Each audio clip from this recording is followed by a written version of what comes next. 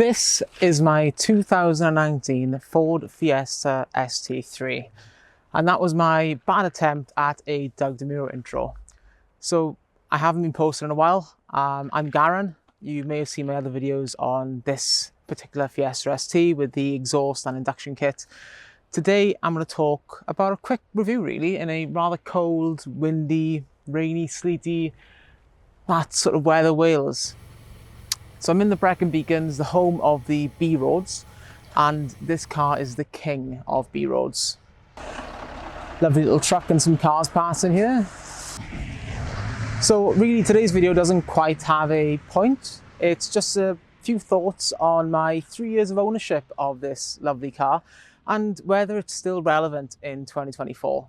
So the Ford Fiesta, in case any of you don't know, is a tragic loss in the Ford history, really. Starting life as a super mini, the Ford Fiesta has dominated the UK and has really taken the scene by storm when it comes to modifications and that typical boy racer car that you come to know in the UK. This is the Mark 8, so technically the second to last one before they cancelled production last year.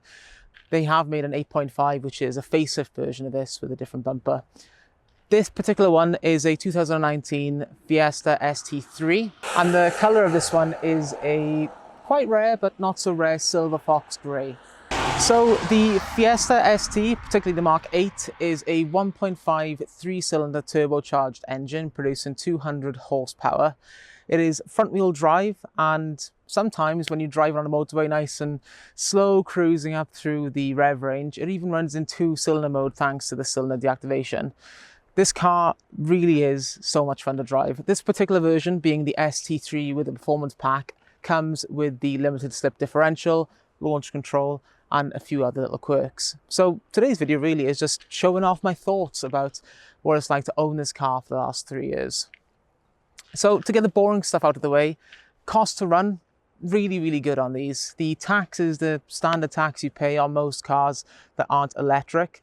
And the running costs are really good. If you have a long commute on nice straightaway roads like highways, motorways, dual carriageways, you should be able to see probably 40, maybe 50 miles per gallon. I tend to have up and down hilly, short commutes with traffic, so I tend to see anywhere between 30 and 35. And even when you're driving it enthusiastically across some of these B roads, you'd be surprised at the fuel economy you get. It's still relatively good, dipping maybe between 25 and 35.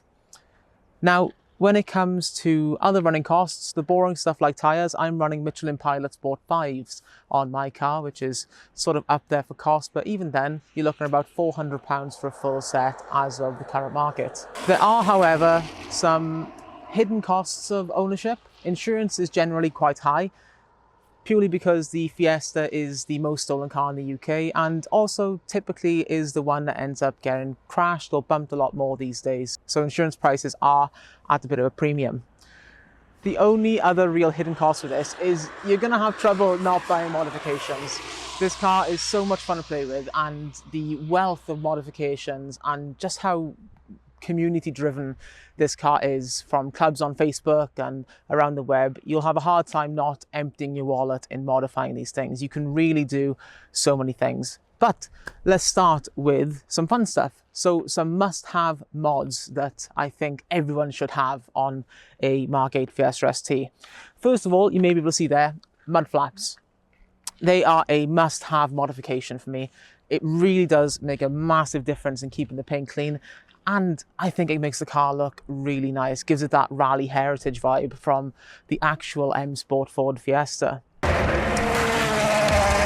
The other modification I think that everyone should probably go for is boring dash cam. Dash cams are an absolute necessity. I've never driven a car without one, and I think everyone should have them. But if we're talking fun mods, everyone should have a short shifter. The short shifter, anyone really, you can go Voodoo, CE UK, a bunch of others out there, really do make a hell of a difference. Dead easy to fit. The only one that's a little bit of a pain to fit, which I know is a very good YouTube video online on how to fit it, which I'll link in the description, is the Mountune short shifter. Then it gets into the expensive mods. So one that I really enjoy, and you can see my other video on this on my channel is the Mountain carbon induction kit and the Scorpion GPF back exhaust. There are a ton of options. You can get Revo induction kits or Miltech exhausts, and they all sound really, really good on this car.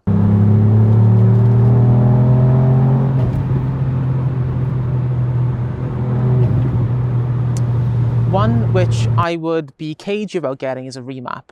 Now, remaps on these are a dime a dozen. You can go a bunch of different companies, Revo, Mountain, and everything else. But there have been some issues, so definitely do your research and just know that it will void your warranty if you were to get a remap. This one is completely stock apart from the aforementioned mods, and really it's perfect. It's been like this since the day I had it, and I still smile every time I turn around. These days it's really difficult to find a car that really does make commuting so much fun. You can take this car on long road trips, short road trips, day trips, car shows, and it just gets so much attention. It's really, really fun to drive and dead comfortable.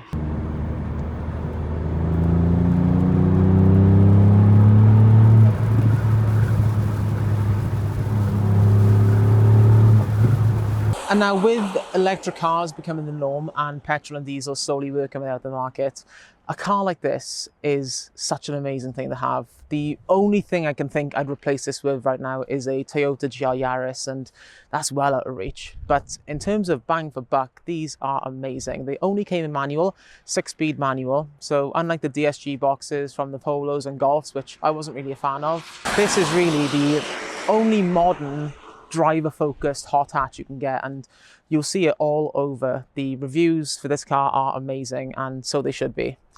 Now, that's modifications. I want to talk a bit about if you're in the market to get a Fiesta Mark 8, especially the ST, what optional extras should you look for? Because this car is definitely still relevant in today's age. It is modern, quick, fun to drive, economic, and not that old, and you can really get some bargains online.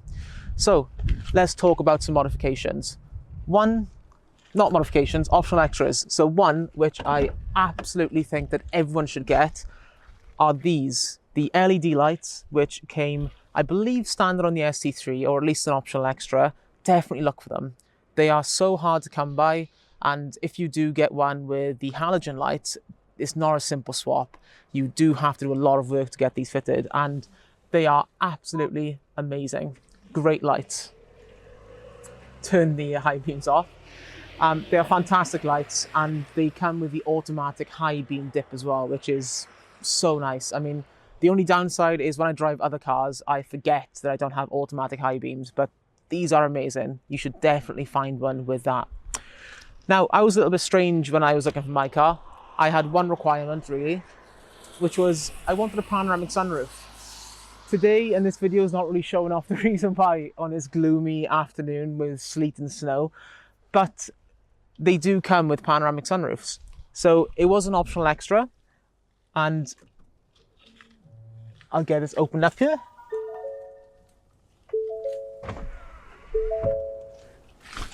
You have the wonderful little lifted look like you get on the Golfs and Polos. Now, I'm going to get my phone out here and I'm going to do a quick video of the panoramic roof so you can see the process of opening. So excuse how this looks, but you'll cut to it shortly.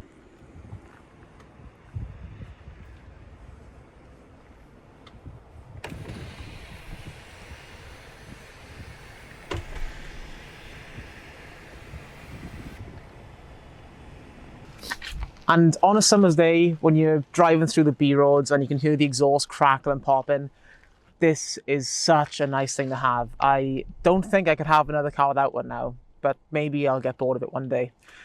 The other thing you should definitely get is the winter pack. So I'll be showing you some footage here of the heating controls I have on my ST3 with the winter pack. It's such a game changer. You can defrost, get your seat heated, your steering wheel heated, and ready to go on the coldest winter's days, which will definitely be on when I get back in the car after this video. It is a fantastic thing to have. Now, when it comes to modern usability, the infotainment system is actually still really good. It is probably the fastest infotainment system I have seen in modern cars. So many are touchscreen reliant, laggy, and don't work as well. This one is really, really good. And now obviously you do have Apple CarPlay and Android Auto, so you're not seeing it too much, but whenever you do have to interact with the Ford system, it's lightning fast, and it makes for a great experience on Apple CarPlay and Android Auto as well. It makes the whole experience really, really sleek, modern, and it doesn't feel aged at all, despite the age of some of these STs. It doesn't have wireless Apple CarPlay, nor does it have USB-C, so you still are stuck with USB-A, but you can get adapters online. Your mileage may vary with how good they are. Now, the other perk with the ST3 versus the ST2, there's a bunch of models, is the Recaro bucket seats, which feel amazing. And they are part leather, part Alcantara or suede, I imagine Alcantara, and they feel great. They hug you in the corners, they're super comfortable, and I've been in this car for hours and it's not felt like a chore ever. Those really are the main optional extras I'd worry about. You can get blind spot monitoring system and the door protectors. Don't worry too much about those. They're not game changing in any way unless you really want that.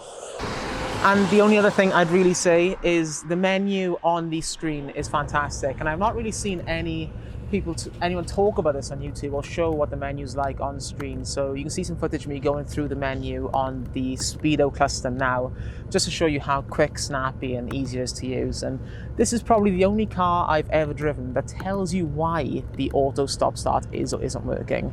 So it'll tell you whether it's normal operation or using the AC or too much power, and it'll give you a reason why the auto stop start hasn't kicked in, which is amazing. Now, obviously the other great thing about this car is it's a Fiesta. So parts are cheap, parts are a dime a dozen, and it just works. It's a really, really cheesy thing to say, nice place to be, but it genuinely is. It's such a fun car. When the weather warms up a bit and I have more time and my fingers aren't freezing to death, I will try and do a more in-depth video on this, showing some driving shots, and any questions you guys may have, drop them in the comments and I'll try and get those answered once the weather warms up a bit. But I haven't seen you guys in ages and the other videos did quite well, so I guess you're interested in it, and I just wanted to have a quick update and show you all what it's like. So sorry the video's a little bit strange, doesn't quite have a topic, but hopefully you enjoyed it in any case. And if you want to see any content on the Fiesta ST Mark 8, or if you have any requests for videos like that, please do let me know. I'll happily try out any mods or show you how to install them and do some more content on this car because I absolutely adore it. Thank you so much for watching, guys, and my ramblings here in the middle of the Welsh forests or mountains, and I'll see you all when it warms up a bit, hopefully. So maybe some tech videos between now and the next one, but here we go. Thank you so much. Take care, guys.